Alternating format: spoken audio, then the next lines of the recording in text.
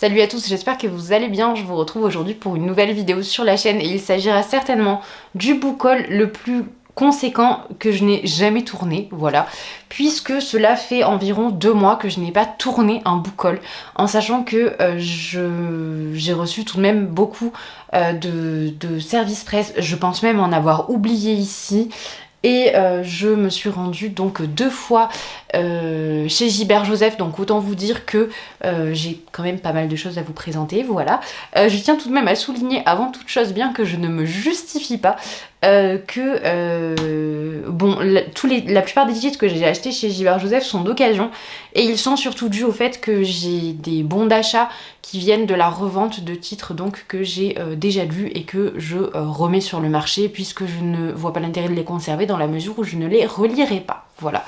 Je commence donc par les services presse et je vais commencer par ce qui est graphique. Ce qui m'étonne, c'est que j'ai seulement 4 titres à vous présenter dans cette catégorie-là, ce que je trouve assez étonnant compte tenu du fait tout de même que je reçois beaucoup de mangas, donc je suis surprise. Le premier titre dont je vous parle, c'est On le refait donc devenir enfin moi-même de Yuna Hirasawa, qui est donc comme ceci. Je vous montre la couverture, j'espère qu'il y a de la surbrillance, ce n'est pas trop dérangeante. C'est un ouvrage autobiographique qui retrace donc la vie de l'autrice. Je vous en dirai plus lorsque je l'aurai lu. Je continue avec Lucas Vétérinaire Dragonique, le tome 1 de Yuna Hirasawa également, qui est donc une histoire qui va un petit peu, enfin en tout cas tout du moins ce qui m'a parlé, c'est qu'il y avait une petite veine, je trouvais, de minuscule ou ce genre de manga, c'est-à-dire que voilà, on va suivre un personnage qui va ici donc soigner les dragons. Donc j'imagine que c'est plein de bons sentiments, qu'il y a tout un rapport aussi avec les rapports que l'être humain peut entretenir avec les animaux, etc. etc. Bref, ça me parlait bien. Ensuite, Mardival de Yann Gozik. Et là, je vous laisse admirer. Alors, je ne sais pas si vous le verrez, mais la couverture, elle est texturée. Vous devez l'entendre quand je gratte un petit peu. Oui, je me reconvertis dans l'ASMR. Et j'aime beaucoup le minimalisme des illustrations. Je n'ai pas ici de présentation très ample à vous faire. Je pense que je vais le lire rapidement. Il sera sûrement présent dans le prochain vlog. Simplement la phrase de présentation en 4e, c'est: ils disent qu'un monstre va me chasser pour me manger, mais c'est juste des histoires pour faire peur aux enfants. Non, voilà. Et je n'en sais pas beaucoup plus, simplement je le trouve vraiment très beau, très réussi, et je suis impatiente donc d'en faire la lecture. Le dernier ouvrage que je vous présente en graphique, il s'agit de Dracula de... Ça a déjà coupé. Donc je disais, le dernier titre dont je vous parle, il s'agit de Dracula de Marco Canavo et Corrado Roi, l'Ordre du Dragon, qui est donc librement adapté du récit de Bram Stoker, qui va mettre en scène donc la première épouse de Dracula qu'il a répudiée, il me semble-t-il.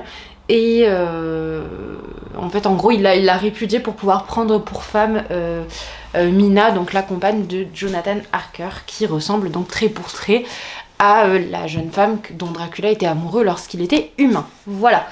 J'ai terminé avec les graphiques. Je passe maintenant à Albin Michel côté jeunesse, avec donc pour commencer Percy Jackson, Le Calice des Dieux, donc le tout dernier tome sorti, et je suis impatiente de le lire puisque là pour le coup ça va être une découverte totale pour moi, et je trouve que ces éditions sont vraiment très jolies. Je vous ai déjà présenté le premier tome qui est donc reparu, il me semble que c'était en octobre, et je pense que c'était justement pour fêter l'impression de ce tout nouveau tome. Je suis impatiente de le lire parce que Percy Jackson, c'est une saga que j'aime beaucoup, qui me fait beaucoup rire et qui m'apporte énormément de choses positives à la lecture. Autre saga republiée devrais-je dire, chez Albin Michel, il s'agit de Autre Monde de Maxime Chatham, qui pendant longtemps a été publié pourtant dans les collections adultes, tout du moins je le voyais systématiquement au livre de poche dans le rayon fantasy fantastique. Et donc Autre Monde, c'est... je vous avoue que je ne sais pas de quoi parle la saga, donc on va découvrir le résumé ensemble. New York de nos jours, un blizzard exceptionnel s'abat sur la ville et plonge ses habitants dans le noir. D'étranges éclairs bleus rampent le long des immeubles, les palpes semblent à la recherche de proies. Le lendemain, le monde a irrémédiablement changé, les adultes ont disparu.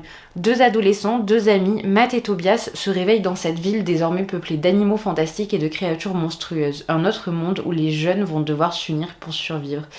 Voilà, je ne sais pas trop ce que ça va donner.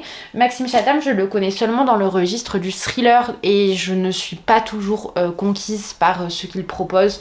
Donc nous verrons bien ce que ça donne. Je vais continuer avec... je vais rester chez Albin Michel. J'ai 3 autres titres à vous présenter et ensuite on repassera sur de la jeunesse young adulte puisqu'il me restera quand même 2-3 choses à vous montrer. Les éditions Albin Michel ont proposé de me faire parvenir l'ouvrage du prix Nobel de la paix 2023, à savoir Narges Mohammadi, avec son ouvrage Torture blanche. Qui est donc c'est une femme, c'est une figure de la résistance iranienne et c'est vrai que bon, c'est une littérature que je lis beaucoup, qui m'intéresse énormément, donc j'étais très curieuse de découvrir ce titre. Donc le 16 novembre 2021, pour la 12e fois de ma vie, j'ai été arrêtée et pour la 4e fois condamnée à être placée en cellule d'isolement. Cette fois, mon chef d'accusation, vous le tenez entre vos mains. C'est ce livre, Torture blanche. On m'enfermera encore, mais je continuerai de me battre jusqu'à ce que les droits humains et la justice règnent dans mon pays. Voilà, donc c'est un ouvrage d'engagement sur cette question-là.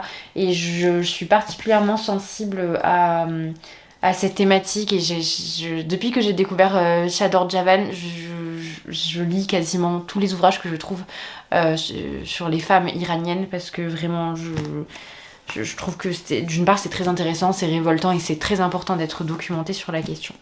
Je change drastiquement de sujet avec la nouvelle physique de Yann Mambrini, Comprendre les lois ultimes du cosmos. J'ignore si je vous ai déjà présenté ce titre, dans le doute je préfère vous le montrer. 2 questions ne cessent de hanter l'être humain depuis qu'il a porté son regard vers le ciel. De quoi est fait le cosmos et quelles sont ses lois? La physique a tenté d'y répondre tout au long du XXe siècle en redéfinissant les notions clés comme l'espace, le temps et l'atome. Aujourd'hui, elle semble marquer le pas. Saviez-vous que les particules élémentaires connues ne représentent que 5% du contenu de l'univers, qu'il est en expansion accélérée sous l'effet d'une insaisissable énergie sombre, que l'on ignore toujours pourquoi le neutrino possède une masse? Donc dans cette synthèse magistrale, Yann Mambrini pointe les failles qui limitent notre compréhension de l'infiniment grand comme de l'infiniment petit. Il montre surtout que ces carences constituent les indices d'une nouvelle physique au-delà des modèles admis de nos jours. Voilà, donc thématique qui m'intéresse beaucoup puisque c'était un petit peu mon sujet d'étude en philosophie, même si je n'étais pas sur la physique actuelle, j'étais bien plus sur les lois physiques, tout du moins ce qu'on aurait voulu postuler comme la physique à des époques antérieures. Et je termine les réceptions Albin Michel avec La Cité des Marches de Robert Jackson Bennett, qui est l'auteur des Maîtres enlumineurs que j'avais adoré. Donc je suis très contente de le découvrir dans une nouvelle saga. Il faut savoir que les titres chez Albin Michel Imaginaire sont vraiment très très confortables à lire. On a vraiment une grande aération. Et ils sont aussi très légers, donc ils sont faciles à emporter même s'ils sont assez conséquents. Je ne sais plus non plus si je vous ai présenté ce titre-là, donc dans le doute, je vous refais un petit résumé. On va sur une jeune femme qui va venir enquêter dans la Cité des Marches, une cité où les dieux ont été abattus, et donc qui va essayer de comprendre ce qui se passe dans cet univers. Je vous laisse contempler la couverture qui est vraiment très très jolie, alors qui a été réalisée par DJ Graffette. Je la trouve vraiment très très réussie, elle est très belle. Et j'ai terminé pour Albin Michel. Je passe à Casterman avec 2 titres. Donc premier titre de Marie Orchard, qui est donc la première rose de Bloomstone. Je ne lirai pas le résumé, je vous le montre tout de même, mais je ne lirai pas le résumé puisque je n'ai toujours pas lu Les Étoiles de Bloomstone Manor. Franchement c'est scandaleux, Je pense que je vais le sortir et je vais le rapprocher de la pile de mes lectures à effectuer tout de même assez rapidement. Je suis très très peu tournée vers la jeunesse et le young adulte depuis maintenant quelques mois, et je prends énormément de retard sur mes lectures à exécuter dans ce registre-là. Et c'est assez frustrant sur des textes notamment comme celui-ci qui me tentait beaucoup à l'initiale. Donc je vais essayer de pallier ça. Et le second titre qui m'a été envoyé par les éditions Casterman, c'est Pour l'amour des dieux de Sarah Underwood. qui est un ouvrage, je pense, je ne sais pas si c'est une réécriture, mais tout du moins ça s'illustre dans la mythologie grecque. Donc depuis des siècles, 12 jeunes filles d'Ithaque sont sacrifiées à Poséidon chaque printemps. Tel est le funeste sort de ce royaume maudit qui se préserve ainsi de la colère divine. Alors quand Leto est désignée, nul échappatoire, elle est exécutée. Pourtant la mort n'est pas sa destinée. Elle se réveille bien vivante sur une île oubliée de tous. Devant elle se tient Mélanto, la troublante immortelle aux yeux verts qui a le don de commander à la mer. Elle l'accueille et lui révèle la seule manière de briser la malédiction. Leto doit assassiner le prince d'Ithaque. Voilà, donc ça a l'air intéressant, nous verrons bien. Je termine avec, donc pour les SP, il me reste un titre de chez Rajo et une boîte de chez Nathan. De chez Rajo, Au plus profond de la forêt de Holly Black, donc un roman entre la frontière entre notre monde et celui des failles. Donc j'imagine qu'on reprend toute la mythologie déjà instituée et créée par Holly Black dans Le Prince Cruel. Tout du moins, la charte graphique est très largement reprise, la police d'écriture est reprise également sur la couverture. Je ne lirai pas le résumé puisque je ne suis pas à jour, je n'ai toujours pas lu L'héritier trahi et je n'aimerais pas que potentiellement il y ait un quelconque lien entre ce livre-ci et L'héritier trahi. Et je termine donc avec cette boîte qui va enchanter mes élèves, je pense. Donc à l'intérieur, alors pas tous, mais ceux qui aiment lire un petit peu de la littérature horrifique. Donc à l'intérieur, il y a plusieurs petites choses. Il y a des autocollants. Donc il y a un autocollant Murder Crime et un autocollant Crime Scene Do Not Cross. Voilà. Vous avez un petit calepin ici où vous pouvez prendre des notes. Pour aller avec le petit calepin, vous avez un petit crayon, évidemment.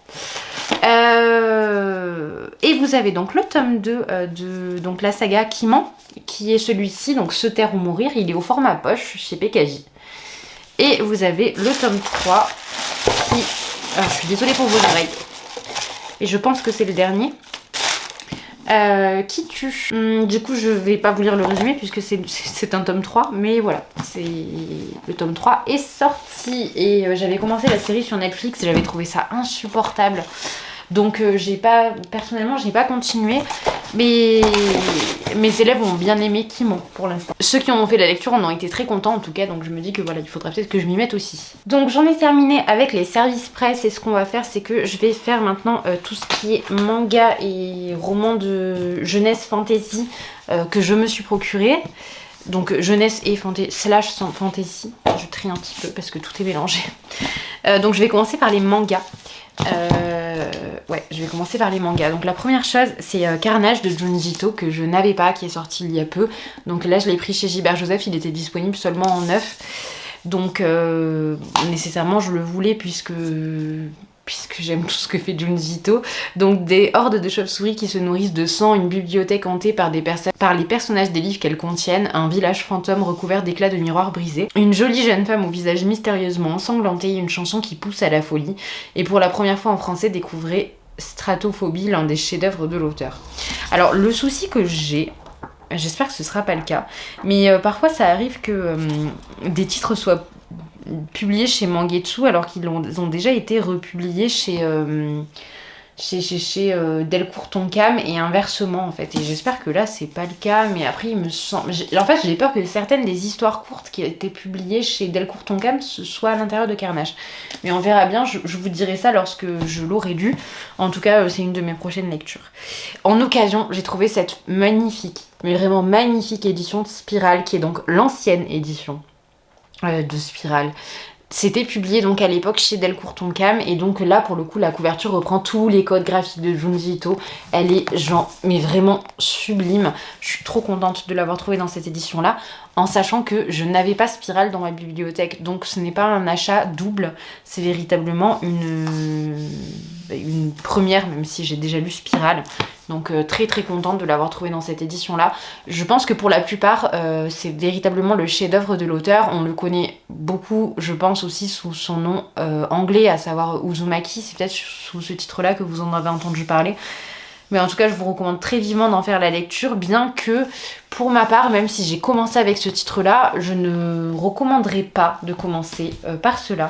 Je pense que les histoires courtes de Junji Ito, quelles qu'elles soient, que ce soit celles que vous trouvez dans Histoire courte justement, dans les chefs-d'œuvre, dans L'amour et la mort, dans Zone Fantôme,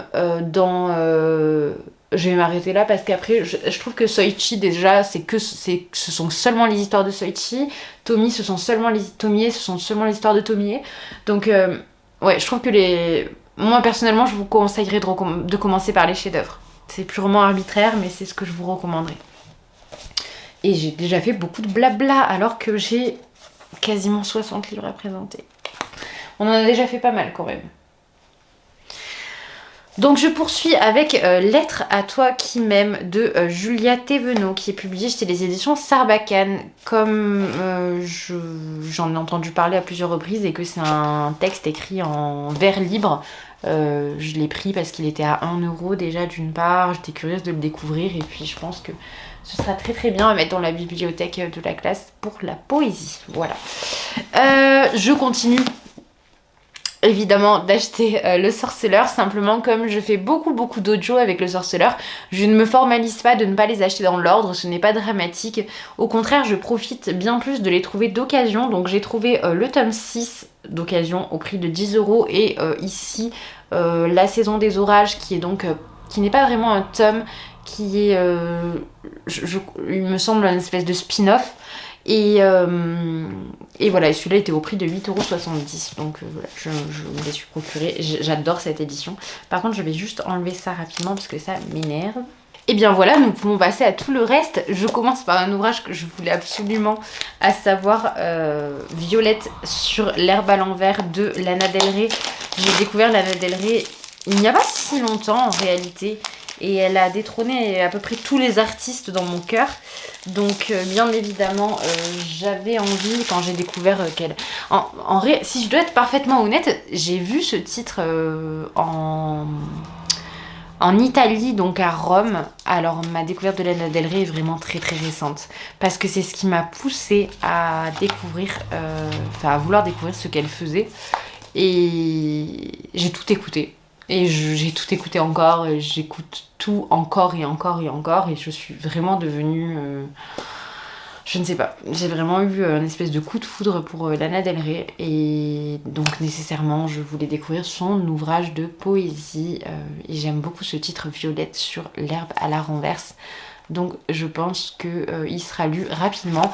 La mise en page est très originale, vous avez notamment des images, il y a diverses sortes de poésie, vous avez des phrases uniques, vous avez des haïkus, vous avez des petits textes comme ceci, bref la mise en page est très variée et je suis impatiente de faire la découverte de ce titre. J'ai hésité à le prendre en anglais pour tout vous dire et je me suis demandé si mon niveau d'anglais serait suffisant, donc je me suis rabattue sur le français de façon je pense très sage. Un livre que j'ai commencé hier puisque j'ai terminé Ils étaient 10, donc je l'ai commencé juste après.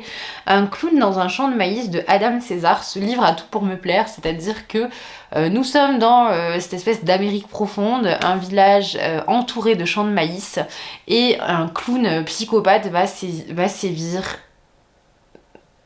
Voilà, c'est vraiment le slasher par excellence, sauf que c'est un slasher sous forme de roman, voilà. Donc je suis à la page 40, pour l'instant il ne s'est pas passé grand-chose hormis un prologue assez déroutant et extrêmement triste puisque le texte s'ouvre donc sur une fête étudiante dans laquelle nous trouvons, étudiante ou tout du moins fin de lycée, où nous retrouvons un tas de jeunes gens qui vont se baigner dans une espèce de réservoir qui est surveillé par l'un d'entre eux, donc dont c'est le travail étudiant. Et une jeune fille va trouver la mort en faisant un plongeon, en étant complètement saoul. Et il se trouve que c'est l'une des plus jeunes personnes présentes sur place. Donc voilà, il y a un aspect un petit peu... voilà, ça vous rentrez dans le récit, c'est un premier choc déjà, mais...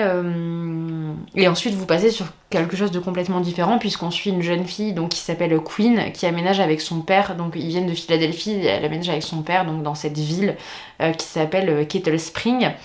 Et qui est perdue dans le Missouri, donc on se retrouve vraiment avec une protagoniste qui n'a rien à voir avec le milieu dans lequel elle s'installe, et ça j'aime beaucoup aussi.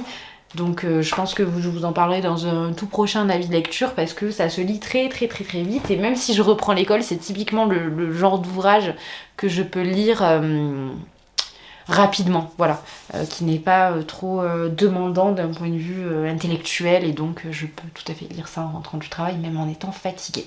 Je vais passer, pour aller un petit peu vite, j'ai repris, donc il y a une toute nouvelle collection alors c'est pas une nouvelle collection, le livre de poche a réédité beaucoup de titres emblématiques de la philosophie très classique, et puisque j'ai revendu mon intégrale de Platon, puisque je n'arrive pas à lire Platon dans cette édition là, j'ai passé mes études à lire Platon dans cette édition là parce qu'elle nous avait été recommandée par notre professeur de philosophie antique. Aujourd'hui, je suis formelle, je ne peux pas lire sur du papier Bible, c'est beaucoup trop compliqué. Je trouve ça fastidieux, fatigant, j'ai cette impression de stagner dans mes lectures, c'est très très désagréable. Alors bien évidemment, la lecture n'est pas une compétition, mais tout de même quand vous êtes lancé dans une tâche, vous aimez voir sa progression et la ressentir. Je trouve que le papier Bible empêche complètement cette sensation-là, donc je suis très contente d'avoir trouvé ces titres-là dans ces éditions. Donc c'est majoritairement des ouvrages de Platon. Il y a notamment donc l'Hippias mineur, l'Hippias majeur, le Criton, le Phédon, l'Apologie de Socrate, le Sophiste, le Banquet et la République. Pour le reste, il y a un ouvrage d'Aristote qui est l'Éthique à Nicomaque et le Manuel d'Épictète. J'ai pris que de la philosophie antique, et ce sont des titres que j'ai trouvés en grande partie d'occasion. Le seul qui n'était pas d'occasion, c'est l'Éthique à Nicomaque d'Aristote. Voilà, je ne vais pas vous en dire beaucoup plus. Si vous souhaitez que je vous parle plus en détail de philosophie, je peux bien évidemment le faire dans une vidéo dédiée, mais je pense qu'ici ce n'est pas du tout le moment et que je ne pourrai qu'être très évasive et très approximative dans ce que je pourrais vous dire de l'œuvre de Platon, d'Aristote, comme ça, dans un book-haul, de façon d'une part spontanée, mais aussi très peu rigoureuse. Donc je pense que c'est assez peu intéressant. Ensuite, alors il se trouve que j'ai oublié des ouvrages jeunesse. Alors attendez, j'y récupère. J'en ai oublié 2. Voilà. Évidemment, je fais tout tomber. Un que je vous présente très très rapidement parce que j'en ai déjà fait un retour sur ma chaîne, c'est Swimming Pool de Sarah Crossan, mais il va partir directement à l'école puisque je l'ai déjà lu. Et par contre, celui que j'ai pris pour moi, évidemment, c'est Gris comme le cœur des indifférents de Pascaline Nolot, parce que la plume de Pascaline Nolot, c'est magnifique, merveilleux, fantastique. Elle traite des thématiques qui sont hyper importantes, elle le fait remarquablement bien. Pour moi, c'est véritablement une autrice phare de la littérature jeunesse et young adulte. Elle est incroyable. Et elle ne propose absolument pas des scénarios convenus, consensuels. Et j'aime pas du coup cette appellation young adult qui est immédiatement vue comme quelque chose de péjoratif et de peu recherché.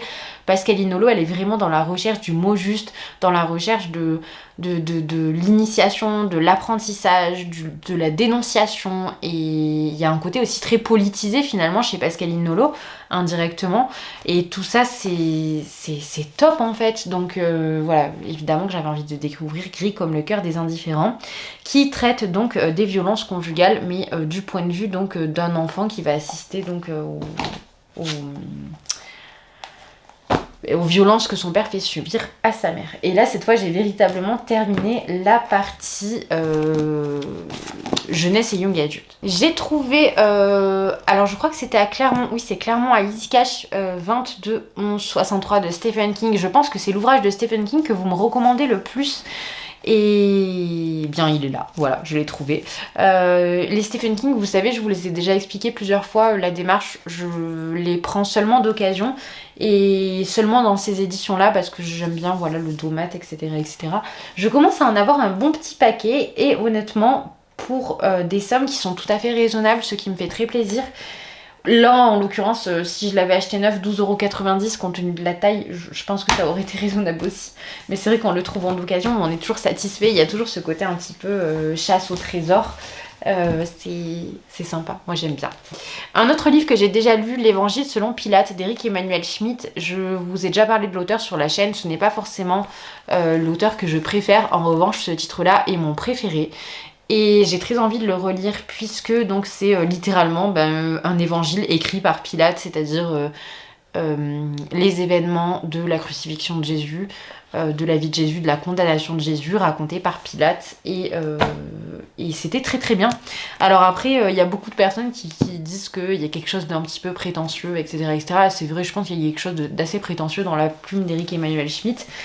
Mais bah, c'est sympathique, et puis d'un point de vue historique, c'est pas toujours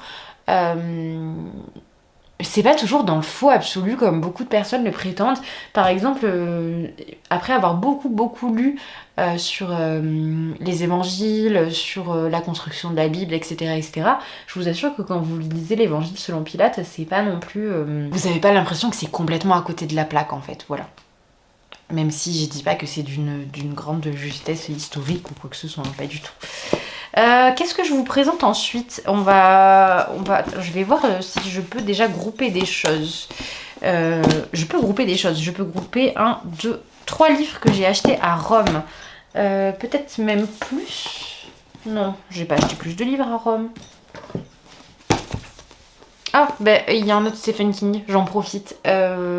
La dernière mission de Gwendy, donc c'est la suite de Gwendy et la boîte à boutons, qui était un ouvrage que j'avais beaucoup aimé. Donc c'est Stephen King avec Richard Gismar. Et voilà, je suis impatiente de savoir ce que ça va donner. C'était un petit récit fantastique bien sympathique, Gwendy et la boîte à boutons, donc hâte de voir ce que cette suite pourra un petit peu présenter. Alors, est-ce qu'il y a des choses que je peux présenter ensemble en dehors de ces 3 titres? Non. Donc, ce qu'on va faire, c'est que je vais partir là-dessus. Ouais, je vais partir là-dessus. Donc, les origines de Rome et la vie des 12 Césars, donc respectivement de Suétone et Tite-Live. Donc, l'histoire romaine, livre 1, c'est celui-ci, donc les origines de Rome. Vous avez tout un tas de petits textes comme ceci qui vont raconter des événements propres à la fondation de Rome. Vous avez d'un côté le latin, de l'autre côté le français. Et je ne l'ai toujours pas lu pour l'instant, mais je voulais rapporter de Rome un ouvrage qui parlait de l'histoire de Rome. Et je l'ai fait tamponner donc dans la librairie française de Rome que vous trouvez en plein centre-ville si ça vous intéresse. Et je n'ai pas pu choisir, donc j'ai également pris ce titre-là qui est donc La vie des 12 Césars. Et malheureusement, j'ai vu il y a peu un retour très négatif de la part de je ne sais plus. Je suis vraiment désolée, si je retrouve le nom de la personne, je le mettrai en barre d'informations. Mais voilà, ça m'a un petit peu... J'étais un petit peu déçue et donc pareil, je l'ai fait tamponner, voilà. Et donc la vie des 12 Césars, c'est pareil, on reprend un petit peu l'histoire de l'Empire romain.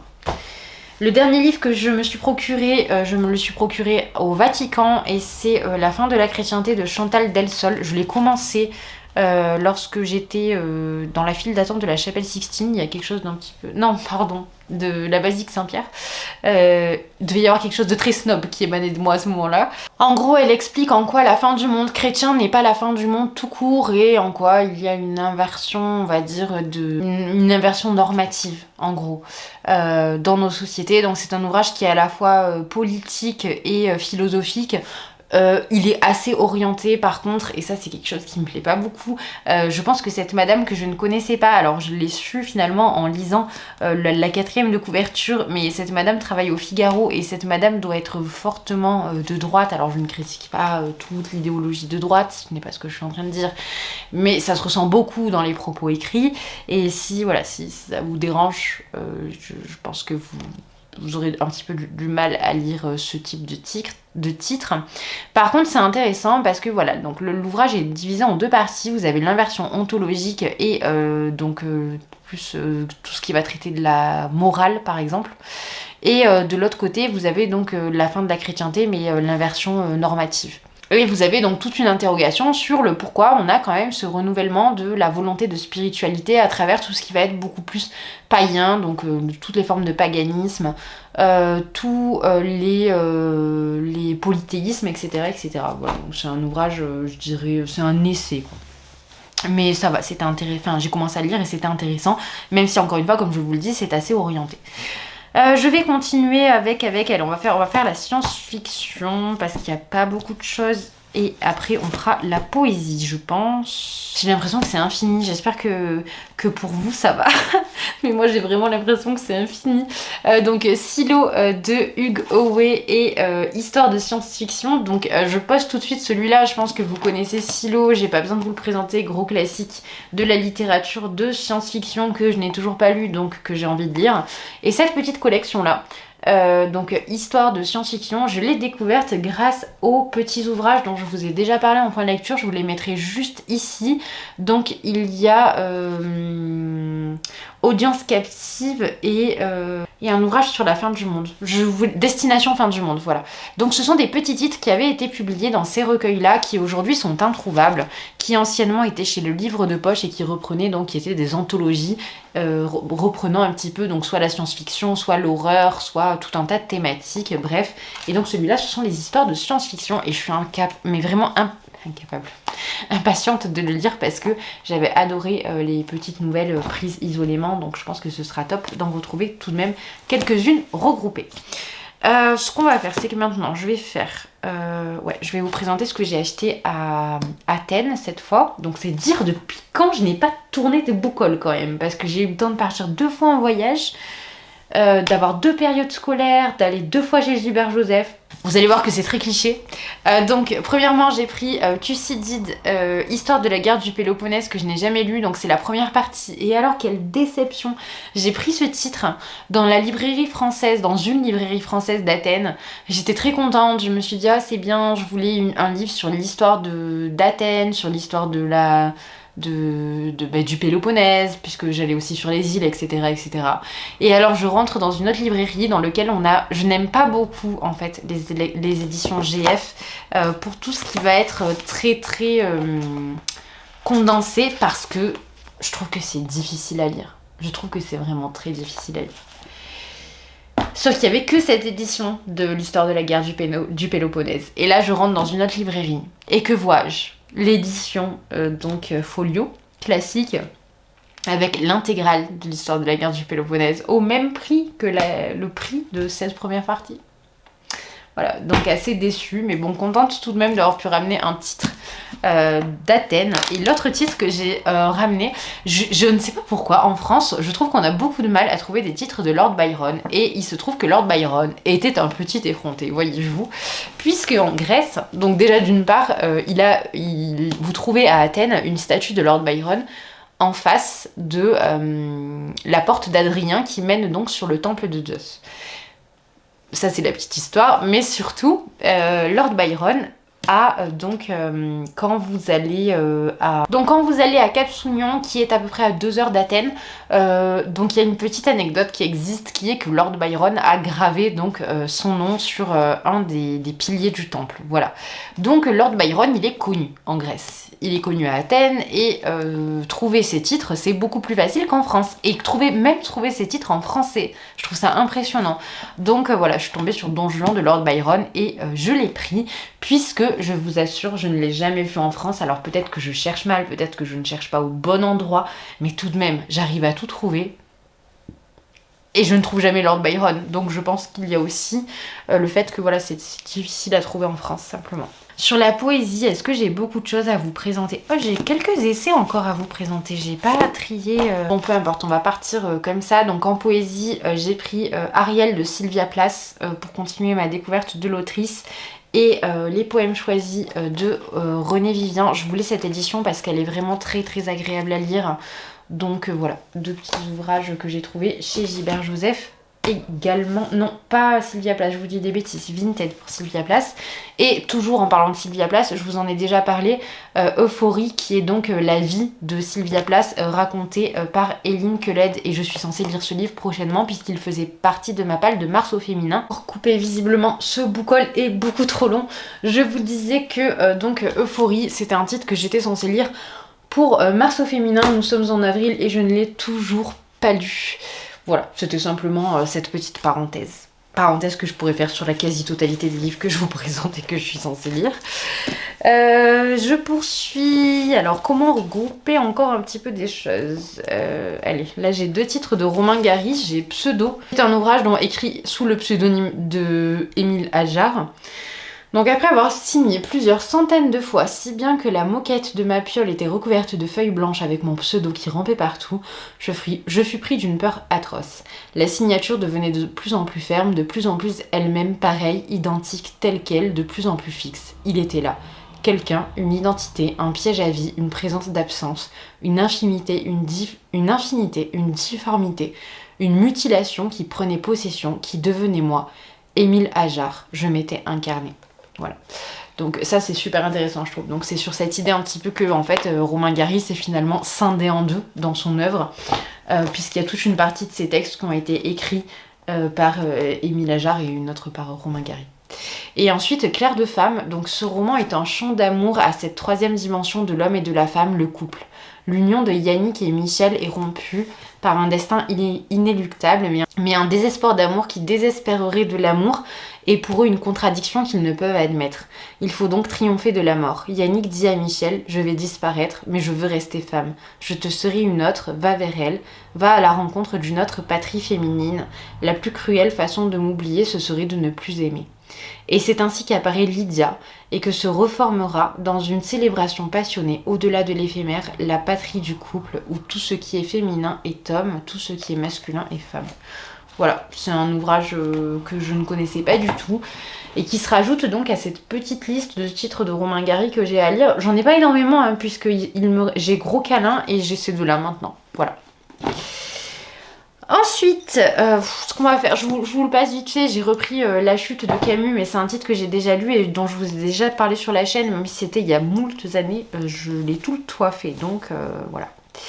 En philosophie, j'ai oublié de vous parler de Plutarque, Manger de la chair, qui est une nouvelle traduction donc d'un texte de Plutarque qui parle donc de ce qu'on appelle du végétarisme en fait. Et voilà, donc ce sont les arguments qui n'ont rien perdu de leur actualité en faveur donc du végétarisme en l'occurrence dans ce texte. Je poursuis avec un autre texte dont je vous avais déjà parlé sur la chaîne et que je passe très vite du coup. La femme auteure de Félicité de Genlis. C'est un ouvrage que j'avais lu dans le cadre d'un séminaire à la fac en lettres modernes. Séminaire qui portait sur la femme auteure. Et c'était très intéressant. Voilà. Donc je le relirai certainement à l'occasion, mais pas tout de suite. Et je crois que j'ai encore oublié de vous présenter des choses en philosophie là, parce que je vois un Saint-Augustin, donc La Cité de Dieu, le volume 1, donc les livres de 1 à 10. Et là c'est pareil, alors c'est un titre que j'ai beaucoup de mal à trouver, que je veux depuis quand même un petit moment maintenant. Et là pour la première fois je l'ai vu d'occasion chez Gilbert Joseph, j'ai dit... Voilà, c'est qu'il est temps. Donc très contente de l'avoir trouvé. De façon générale, j'aime beaucoup ce que fait Saint-Augustin. À lire, c'est très agréable. Ensuite, on va continuer avec... avec quoi? Vous voyez, il me reste pas grand-chose, mais ça fait tellement longtemps que je parle que j'en peux plus, je crois. Un titre qui était proposé par Digli dans ses meilleures lectures de l'année, La civilisation du poisson rouge de Bruno Patino, petit traité sur le marché de l'attention qui parle donc de la façon dont on séquestre notre attention, que ce soit sur les réseaux sociaux, par la publicité, etc. etc. Et que Digli avait adoré. Je suis très curieuse de le découvrir puisqu'apparemment c'est un ouvrage qui met un petit coup de pied aux fesses et qui fait beaucoup réfléchir à l'utilisation que l'on fait tout à la fois de notre temps mais aussi de l'espace mental qu'on laisse à certaines, je dirais, à certaines choses qui sont un petit peu parasites. Voilà. L'autre petit ouvrage un petit peu philosophique, c'est Sur la télévision de Pierre Bourdieu. Je n'ai pas lu Bourdieu depuis la fac, donc oui, depuis la licence, donc ça fait un petit moment. Et je trouvais que c'était pas mal de s'y remettre avec un tout petit texte. Le problème, c'est qu'encore une fois, j'ai tellement de choses à lire. Je sais plus quoi dire. Bref, donc... La fille de la supérette, rien à voir, aucune, sans transition donc. Les deux ouvrages japonais et coréens de cette sélection, je crois que celui-là il est... Non, ils sont tous les deux japonais, ok.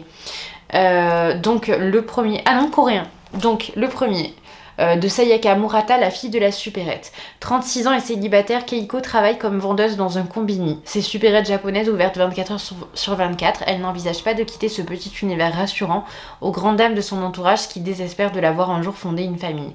Son existence bascule à l'arrivée d'un nouvel employé, Shiraha, lui aussi célibataire. Alors par contre, apparemment ce n'est pas un livre qui présente ce à quoi on pourrait s'attendre, donc je suis assez surprise de ce que je vais pouvoir trouver à l'intérieur. Et donc second ouvrage, mais coréen, pas japonais, je me suis trompée, Bienvenue de Kim Ye-seol. Donc Yoon Yeong est prête à tout pour conquérir une vie meilleure. Elle doit porter à bout de bras un bébé, un compagnon bon à rien, une sœur poursuivie par ses créanciers, un frère accro au jeu d'argent, ainsi qu'une mère étouffante. Elle a décroché un emploi de serveuse dans un restaurant qui se révèle être une maison de passe clandestine. Donc c'est un roman qui dénonce crûment la brutalité des rapports sociaux et de la condition faite aux femmes en Corée, une réalité connue de tous, mais qui reste soigneusement occultée. Voilà, ça a l'air très intéressant, d'où le fait que j'ai eu envie de me le procurer, et il me semble qu'il m'a été proposé par Glyph, celui-là. Un autre titre qui m'a été proposé par Glyph, c'est Trois sœurs de Laura Poggioli. Alors Poggioli, c'est une histoire que je connais déjà, mais ça m'intéressait de le lire. Donc quand la police de Moscou est arrivée, les trois sœurs étaient assises le long du mur à côté du cadavre de leur père. Il avait le poil noir, le ventre gras, une croix dorée autour du cou. Depuis des années, ils s'en prenaient à elles, les insultaient, les frappaient la nuit, le jour. Alors les trois sœurs l'ont tué. La Russie s'est déchirée à propos de ce crime parce qu'il lui renvoie son image, celle d'une violence domestique impunie.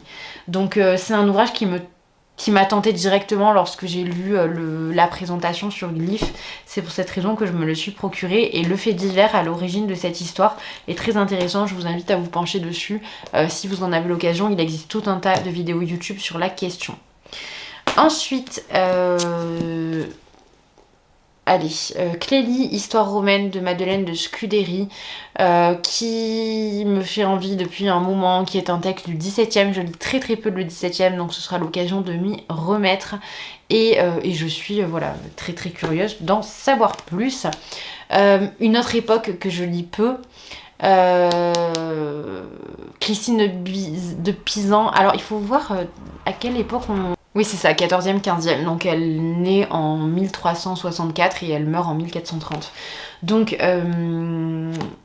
c'est un titre qui m'intéresse beaucoup. Je suis assez curieuse parce que les écrits de Christine de Pisan sont connus pour être très philosophiques, et pour cette raison j'en suis très curieuse. C'est une des premières femmes à avoir vécu de sa plume, tout du moins de façon, je dirais, médiatisée, publique et visible, quoi. En tout cas dont on se rappelle aujourd'hui. Oh, je commence à avoir beaucoup de mal à parler. Je sais pas depuis combien de temps je tourne, mais je commence à avoir vraiment beaucoup de mal à parler.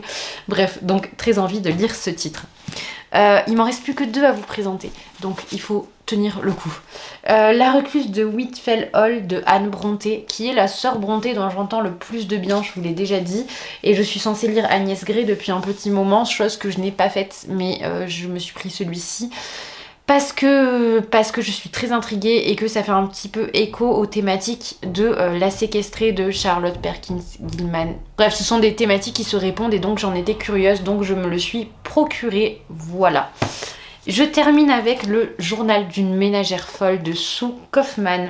Ok, donc il y a une édition antérieure de 1969, mais alors vraiment plus du tout rééditée, plus du tout. Elle est à des prix d'ailleurs exorbitants sur les sites là que je consulte. Donc c'est une réédition, simplement il y a 2 nouvelles préfaces. Oui, 2 nouvelles préfaces avec ce titre. Et c'est un ouvrage qui va parler de la vie ménagère dans les années 60. Donc on va suivre Bettina Munvis-Balser, qui est femme au foyer, qui a 36 ans et qui est mère de 2 filles, et qui décide un matin de tenir un journal pour tenter d'y voir plus clair dans sa vie. Pendant 6 mois, au fil d'une écriture qu'elle dissimule à son entourage, nous entrons dans l'intimité la plus crue de cette ménagère au bord de la dépression. Mariée depuis 10 ans à Jonathan, avocat et procureur de théâtre, elle voit son mariage se déliter peu à peu. Bref, je vous dis pas tout, mais voilà, c'est la thématique abordée par ce titre-là, et j'ai terminé. J'espère que ce n'était pas trop long et que la vidéo vous a plu. Si vous êtes resté jusque-là, n'hésitez pas à me mettre un petit emoji en commentaire, la pile de livres par exemple, vraiment, ou alors une horloge pour indiquer tout ce temps que vous avez passé avec moi aujourd'hui. Quoi qu'il en soit, merci encore d'être resté jusque-là, merci pour vos commentaires, pour vos likes, pour vos partages, c'est vraiment un plaisir au quotidien de voir vos retours sur ce que je peux produire sur cette chaîne. Donc je vous remercie encore et encore et encore. Je vous dis à très bientôt dans une prochaine vidéo, et encore une fois j'espère vraiment que celle-ci vous a plu malgré sa longueur.